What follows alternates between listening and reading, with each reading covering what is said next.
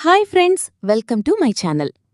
కృష్ణగిరి జిల్లా చిన్నార్తి గ్రామంలో 26 ఏళ్ల ఎస్ భారతి, 30 ఏళ్ల సురేష్ దంపతులు ఉన్నారు.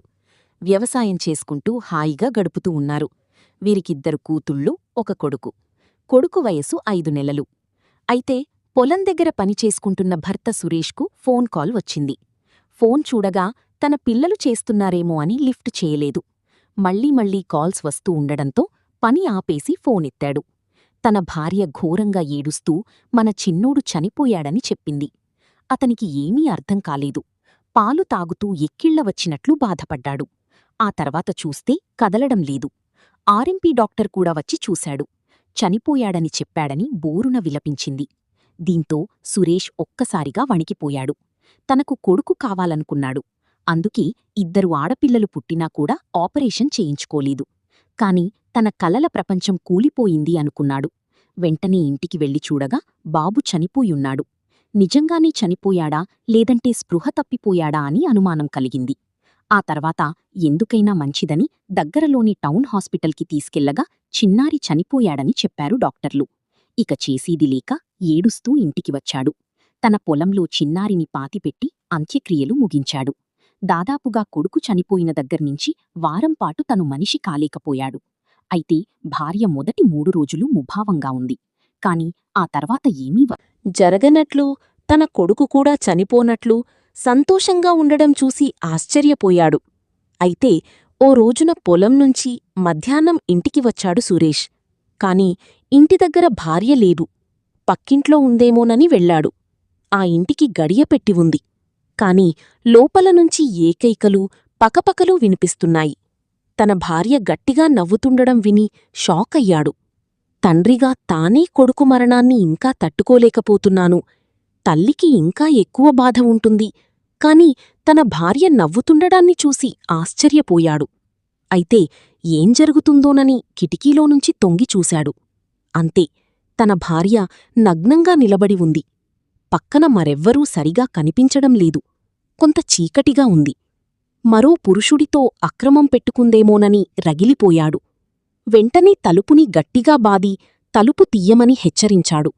వస్తున్నాను అండమని భార్య చెప్పింది.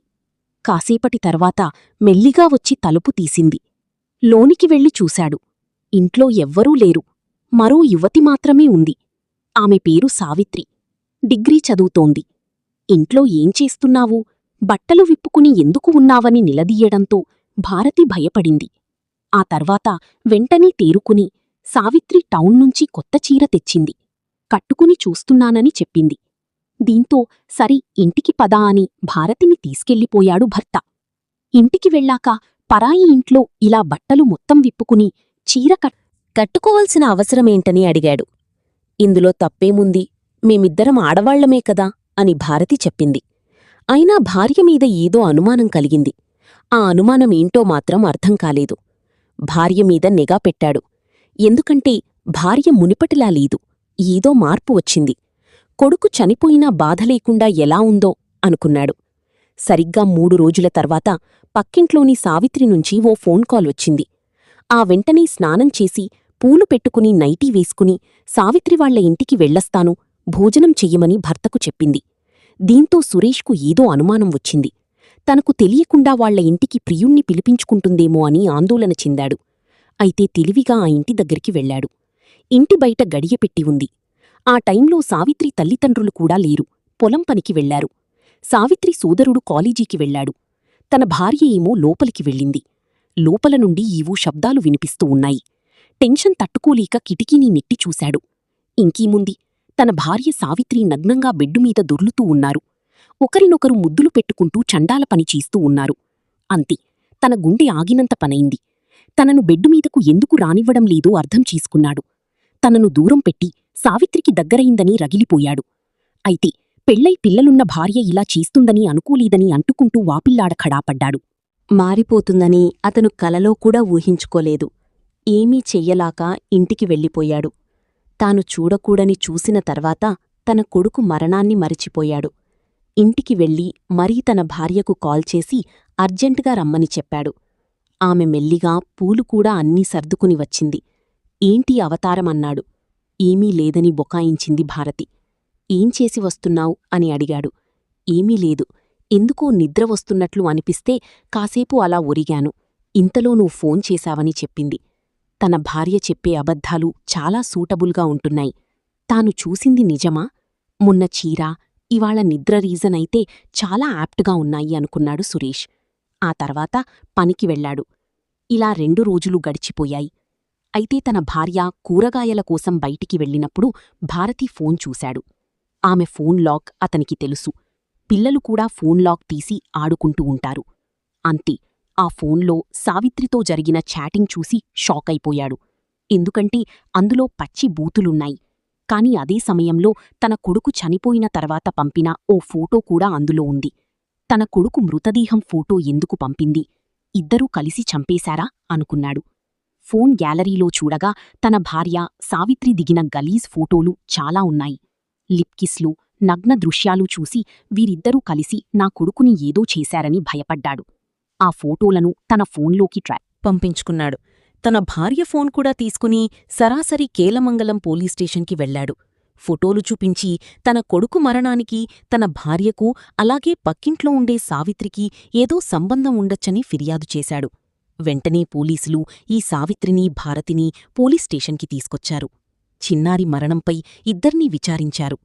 భారతి మాత్రం ఊపిరాడక చనిపోయాడు, నన్ను నమ్మాలని ఏడ్చింది. సావిత్రి ఫోన్ కూడా చూడగా పోలీసులకు ఇద్దరి మధ్య ఉన్న బూతు వీడియోలు 100ల కొద్దీ ఉన్నాయి.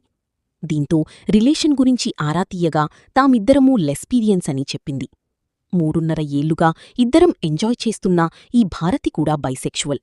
ఆమె భర్తతోనూ ఎంజాయ్ చేస్తూ తనతో కూడా గడుపుతోంది. కాని ఆమె గర్భవతి అయిన తర్వాత ఆమె నాకు నచ్చలేదు. ఇద్దరం కలుసుకోవడం మానేశాం. నేను ఆమె దగ్గరికి వెళ్లడం మానేశాను. ఆ తర్వాత ఆమె డెలివరీ అయింది. కొడుకు పుట్టాడు. నాకు అది నచ్చలేదు. పాలిస్తున్న సమయంలో ఆమెతో గడపడం నాకు అస్సలు నచ్చలేదు. ఆ స్మెల్ కూడా నచ్చడం లేదు. అందుకే దూరం పెట్టేశాను. కాని నాతో గడపాలని రోజూ ఫోన్లు చెయ్యటం మొదలుపెట్టింది భారతి. నీ కొడుకు ఉంటే నేను నీతో గడపలేను. వాణ్ణి చంపితే మనం హాయిగా ఉండొచ్చు. నీ ఫిగర్ కూడా సెట్ అవుతుంది. మీ అందానికి తగ్గట్లుగా ఉంటుందని చెప్పాను. ఆ వెంటనే నాతో గడిపేందుకు భారతి తన కొడుకుని ముక్కూ నోరూ మూసి చంపేసింది. చంపిన తర్వాత ఆ ఫోటోను కూడా నాకు పంపిందని మొత్తం కథ చెప్పింది సావిత్రి. ఇదే విషయాన్ని భారతిని అడగ్గా ఏడుస్తూ నిజమొప్పుకుంది. నేను సావిత్రితో దూరంగా ఉండలేక చంపానని ఒప్పేసుకుంది. ఆ తర్వాత చిన్నారి మృతదేహాన్ని బయటకు తీసి పోస్ట్మార్టం చేశారు. ఇద్దరినీ ధర్మపురి జైలుకి పంపించారు. అయితే గత కొన్నాళ్లుగా సావిత్రికి ఎన్ని సంబంధాలు తెచ్చినా కూడా పెళ్లి చేసుకోవడం లేదు. ఇప్పుడేమో తన సీక్రెట్ బయటపడింది. అయితే ఇక్కడ లెస్బియన్ సావిత్రి తనకి ఏ అమ్మాయి దొరకడం లేదు కాబట్టి ఎంతో చాకచకంగా భారతి అందాన్ని పొగిడి తన అందం చూపించి లొంగతీసుకుంది. ఆ తర్వాత భర్త పిల్లలున్న భారతీని ముగ్గులోకి దించింది. బూతి సినిమాలు చూపించింది, రెచ్చగొట్టింది, తన వశం చేసుకుంది. చివరకు 3.5 ఏళ్ల తర్వాత పుట్టిన కొడుకును కూడా చంపించింది సావిత్రి. ఇలా తన కామవాంఛ తీర్చుకునేందుకు, ప్రియురాలతో గడిపేందుకు ఏకంగా భారతీ చేత కొడుకుని చంపించింది. వీరిద్దరి శృంగారం, అలాగే చిన్నారి హత్య తమిళనాడులో సంచలనంగా మారింది. ఇప్పుడు దేశవ్యాప్తంగా వైరలవుతుంది. మరి ఇద్దరినీ ఏం చెయ్యాలి? ఏ శిక్ష విధించాలి?